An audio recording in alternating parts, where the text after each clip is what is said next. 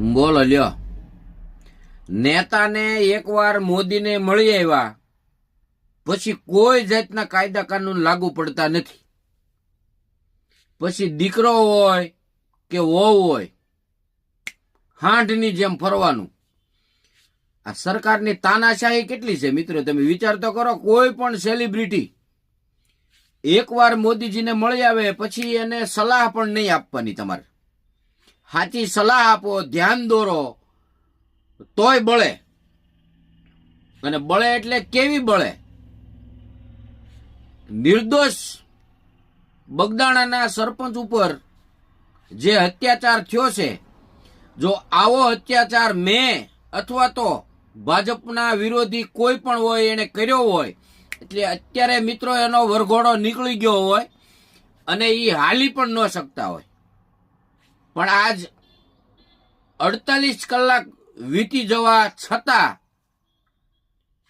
તમે વિચાર કરો કે આ જળ કઢાવને, લોદરિયાઓને એક પણ ને પોલીસે પકડ્યા નથી, કે નથી એની સરભરા કરી, કે નથી આ લોકોના નિવેદન લેવા ગયા. નિવેદન લીધું તોય કેવું કર્યું કે ઈ ખનીજનું ઈ ચોરી કરતો હતો, એના હિસાબે આ લોકોએ એને માર્યો. અને ભાઈએ પાછું એવું નિવેદન દીધું કે મારા પપ્પા તો બજરંગદાસ બાપાના ભગત છે. તો ભગત હોય તો એને પૂરેપૂરી ખબર હોવી જોઈએ કે આની અંદર કેટલી સંસ્થામાં કમિટી કામ કરે છે, કેટલા હોદ્દેદારો છે. અને પછી કોઈ ગામના સરપંચે ધ્યાન દોરે, એને બિચારાએ ધ્યાન જ દોર્યું છે, એને બીજું કાંઈ કર્યું નથી. વિડીયો કે ઓડિયોમાં જે કાંઈ વાત થઈ હોય એને, પણ કાયદો હાથમાં લેવો એ ખરેખર ગુનો છે. આ ન કરી શકાય. વિડીયોને શેર કરજો અને હર્ષભાઈ સંઘવી સુધી પહોંચાડજો. અને પોલીસને ખાસ પહોંચાડજો. પોલીસ ઘણીવાર ડીજી સાહેબે એવું નિવેદન દીધેલું છે, ગુંડા તત્વો કોઈ પણ હશે એને છોડવામાં નહીં આવે.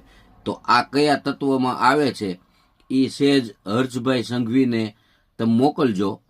ભાજપનો હોય એટલે એવું ન હોય કે એને ગમે એમ મન ફાવે એ રીતે વર્તન કરવું, ગમે એના ટાંટિયા ફેરવી નાખવા. આ કાયદામાં નથી આવતું ક્યાંય. આવી કોઈ બંધારણની અંદર જોગવાઈ જ નથી. ગુનેગાર એ ગુનેગાર જ કહેવાય, એને સજા મળવી જોઈએ. સામાન્ય માણસનો વરઘોડો નીકળે તો આનાય વરઘોડા નીકળવા જોઈએ.